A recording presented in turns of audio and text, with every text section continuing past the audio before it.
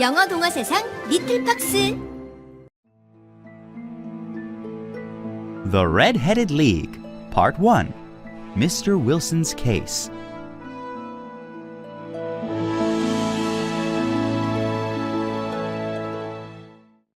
I went to 221B Baker Street to call on my friend Mr. Sherlock Holmes.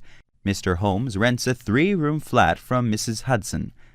The study, as Holmes liked to call the large sitting room, was always a bit disorderly. When I arrived, I saw that he was talking with a stout, red-faced gentleman with fiery red hair. "So sorry to bother you," I said. "No bother," said Holmes. "I don't think you could have come at a better time. Mr. Wilson here was explaining the circumstances surrounding a most unusual part-time job. Mr. Wilson, this is Dr. Watson. He has been my helper and partner in many of my most successful cases." Mr. Wilson and I greeted each other, and I took a seat near Holmes. Holmes was sitting with his fingertips together, which is his habit when considering a matter of importance. "My dear Watson," began Holmes, "I know you share my love of bizarre events, and that you like to retell the stories of my adventures in exciting ways. I think you will find Mr. Wilson's story quite stimulating." I was indeed intrigued, and I answered, "Your cases are always interesting to me, my dear Holmes." "Mr. Wilson was telling me his story," continued Holmes, "and if he would be so kind, I would like him to begin again. First, to introduce you to the case, and second, so that I may better understand the details. What I have heard so far suggests that this case may be my most extraordinary one yet." The stout man puffed with obvious pride at Holmes's words, and he pulled from his pocket a dirty, wrinkled newspaper clipping. As he did this, I took the opportunity to examine the man, in the way I imagined Holmes had already examined him. I didn't gain much from my survey. To my eye, Mr. Wilson seemed quite commonplace. He was overweight, and from his attire I could tell he was a tradesman. His clothing was slightly worn, and an ornamental gold chain suggested he carried a watch. Other than his fiery red hair, I observed nothing remarkable. Holmes, however, stated, "I can deduce nothing beyond the obvious facts that he has at some time done manual labor, has been to China, and has done a considerable amount of writing lately." Mr. Wilson gaped at Holmes in amazement and said, "How in the world did you know all that?" "It's true, when I was younger I did manual labor. I was a ship's carpenter." "I knew from your hands. Your right hand is slightly larger than your left," explained Holmes. "And China?" asked Mr. Wilson. "Well, the tattoo on your right wrist could only have been done in China, and you also have a Chinese coin hanging from your watch chain," answered Holmes. "What about the writing?" asked Mr. Wilson. "The right cuff of your coat is worn smooth, but the left cuff is not. There is a patch over the elbow of your left sleeve, but no patch on your right sleeve. The combination of these facts leads me to believe that you have done a lot of writing lately," explained Holmes. "Quite so!" exclaimed Mr. Wilson, impressed. "I believe you were about to show us a newspaper advertisement," said Holmes. Yes, said Mr. Wilson. "Here it is. Below is what Holmes and I read. To all red-headed men. The late Mr. Hopkins has left his fortune to help all red-headed men. A vacancy has opened in the League. Members can earn a salary of £4 a week. All red-headed men 21 years old or older are eligible. Apply in person on Monday at 11 o'clock to Duncan Ross at the League's office, 7 Pope's Court." I read it again and exclaimed, "What on earth does this mean?" Holmes chuckled and said, "Yes, my dear Watson, it's a little off the beaten track, isn't it?" Holmes then turned to Mr. Wilson and said, "Please, tell us about your household, your occupation, and the effect this advertisement has had on your life." "Well, this whole affair began about 2 months ago," began Mr. Wilson. As I told you, I own a small pawn shop in Coburg Square. It provides me enough to live on, but nothing more. I have recently hired a new assistant who agreed to work for half wages so that he could learn the business." "What is the name of this kind youth?" asked Holmes. "His name is Vincent Spaulding, although he's not much of a youth," answered Mr. Wilson. "But I couldn't ask for a smarter assistant. He could easily earn twice what I pay him, but since he is satisfied, there is no sense in putting ideas into his head." "Yes," said Holmes in agreement. "You seem most fortunate. It's hard to get good employees these days, and you have found one for half price. I think your assistant is almost as interesting as your position at the Red-Headed League." "Oh, he has his faults," professed Mr. Wilson. "Really?" said Holmes curiously. "Oh, yes. He is crazy about photography. He is always taking pictures and then running down to the cellar to develop them. But besides that, he is an excellent worker." "Is he still with you?" asked Holmes. "Yes, he is, and I also have a young girl who does the cooking and cleaning for me. There's just the three of us." "Do you often read the advertisements in the newspaper, Mr. Wilson?" asked Holmes. "No, sir," said Mr. Wilson. "I usually have no need." "Then may I ask how you learned about this one?" "My assistant brought it to my attention 8 weeks ago. He came running out of his office saying, 'I wish I were a red-headed man. There's a vacancy in the league.'" "So, Mr. Spaulding informed you of the opening?" asked Holmes. "Yes, exactly," said Mr. Wilson. "And I looked at Mr. Spaulding and said, 'What's this nonsense?' And he replied, 'If I had red hair like you, Mr. Wilson, I could have a part-time job that earns me £4 a week.'" "Ridiculous," I said. "Haven't you heard of the Red-Headed League?" he asked. "You yourself are eligible," he said. "Now, Mr. Holmes, my business isn't doing well, so I was interested in earning a little extra money, but the idea of getting a job because my hair is red seemed absurd." "You were skeptical about the advertisement, then?" asked Holmes. "Oh, yes," replied Mr. Wilson. "But Mr. Spaulding convinced me. He seemed quite certain that I would get the job. He even went with me to the League's office the next day." The Red-Headed League, Part 2. Hired by the League.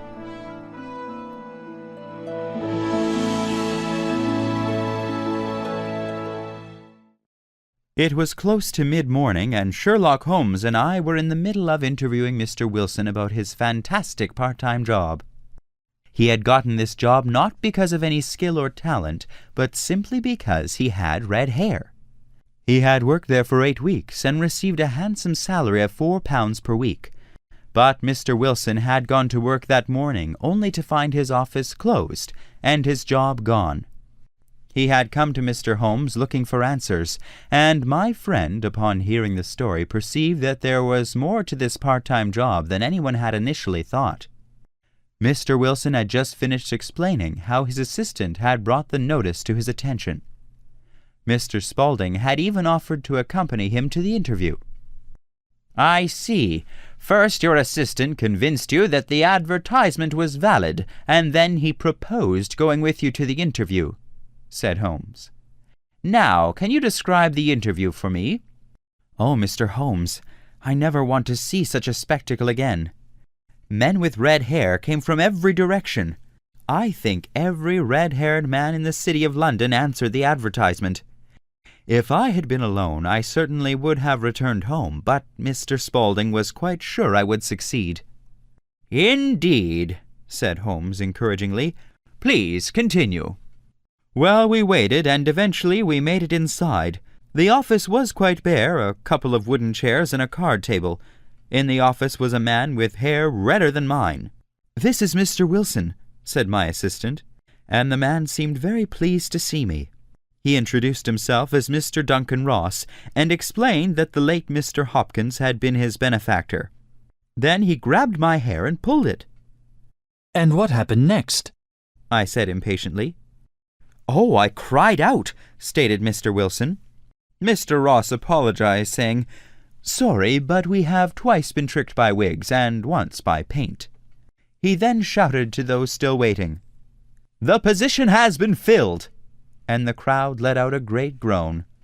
Mr. Ross stated that he would be my manager and proceeded to tell me about the job.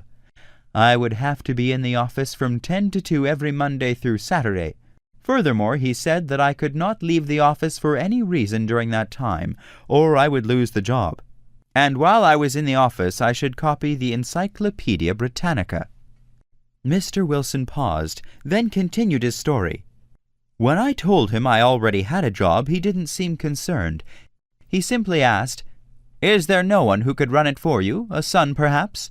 Before I could answer, my assistant exclaimed, "I could look after the business for you, Mr. Wilson." Mr. Ross said, "Excellent, then it's settled. I expect you here on Monday by 10, and he left. Now, a pawnshop's business is mostly conducted in the evenings, Mr. Holmes, especially on Thursdays and Fridays when people find themselves in need of cash. So a part-time job in the mornings and early afternoons suited me well. Besides, I knew my assistant was a competent man, and so, for the last 8 weeks, I have been working my way through the encyclopedia, starting at the first volume A. But today, it has all come to an end." Mr. Wilson reached into his pocket and pulled out a small printed card that said, "The Red-Headed League is dissolved. October 9th, 1890. Holmes and I looked at the curt announcement and the bewildered face of the disappointed man who held it. I then looked at Holmes, and Holmes looked at me. As we stared at each other, the comical nature of the entire affair made us burst into a roar of laughter. "I don't find this at all amusing," said our client. "If you are only going to laugh at me, I shall go elsewhere." "No, no," said Holmes, gently guiding Mr. Wilson away from the door. "I don't want to lose this case, so please excuse us. Can you tell us what you did after reading the announcement?"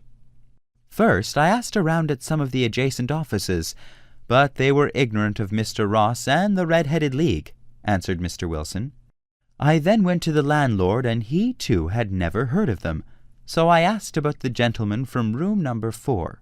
The landlord told me that the red-headed man's name was William Morris, and that his lease had expired, so he moved out yesterday. I asked where I could find him, and the landlord gave me the following address: 17 King Edward Street. I was determined to find out what was going on, so I made for that address at once. But when I got there, I found that it was an umbrella factory, and no one had heard of either Mr. William Morris or Mr. Duncan Ross." "What did you do next? Did you come straight here?" asked Holmes. "No, I stopped at home," answered Mr. Wilson. "My assistant suggested that I wait for the mail. He thought a formal letter must have been sent in the mail, but I am not a patient man, so I decided to come to you." "Yes, that is wise," said Holmes, "for I believe something quite serious may be about to happen. Can you tell me more about Mr. Spaulding? For example, how did you hire him?" "He answered my advertisement," said Mr. Wilson. "Were there other applicants?" "Many others, but he indicated that he would be willing to work for half wages," replied Mr. Wilson. "What does he look like?" asked Holmes. "He is small and dynamic, and there is a small scar on his forehead." Holmes sat up excitedly. "Are his ears pierced?" "Yes. Do you know Mr. Spaulding?" asked Mr. Wilson, surprised. "No," said Holmes, "but a man of that description is known to me. I think we're finished, Mr. Wilson. I hope to have your answer by Monday." Holmes accompanied Mr. Wilson to the door, and we said our goodbyes. "Well, Watson," said Holmes, turning to me, "can you make sense of it?" "I can make nothing of it," I answered frankly. "What do you plan to do?" "Smoke," said Holmes, pulling his pipe from his pocket. He sat down in his chair and contemplated the problem at hand.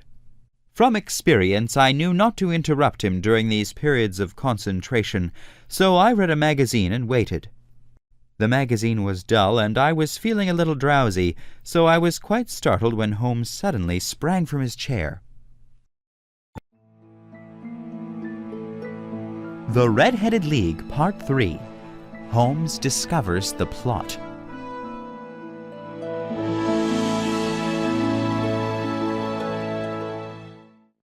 After Mr. Wilson left Holmes's study at 221B Baker Street, my friend sat in his favorite chair by the fireplace, smoked his pipe, and pondered the mystery of the Red-Headed League. Suddenly Holmes burst from the chair like a jack-in-the-box, placed his pipe down upon the table, and turning to me, said, "There is a concert this afternoon at St. James's Hall. Could your patient spare you for a few hours?" "I have no more appointments today," I answered. "Then put on your hat and come. We'll go through the city and have lunch on the way. The program looks excellent." I have known Holmes for years, so I knew not to question his plan. What may seem strange or trivial to me always turns out to be appropriate and a significant part of the case. We traveled by the Underground. When we got off, we walked a short distance to Coburg Square. It was a shabby neighborhood. On one of the buildings there was a sign, Wilson's Pawn Shop. Holmes and I approached the building. First, Holmes studied it carefully. Then he walked up and down the block and studied each of the other buildings in the neighborhood. When he was satisfied, he returned to Mr. Wilson's building. He struck the pavement 2 or 3 times with his walking stick, and then he went up to the door and knocked. The door was opened by a bright, clean-shaven fellow who said, "Step in, please." "Thank you," said Holmes, "but I'm in need of directions. How can I get to the Strand Theatre?" "Take that street over there, then take the 3rd right and then the 4th left," answered the assistant, and promptly closed the door. "Smart fellow," said Holmes as we walked away.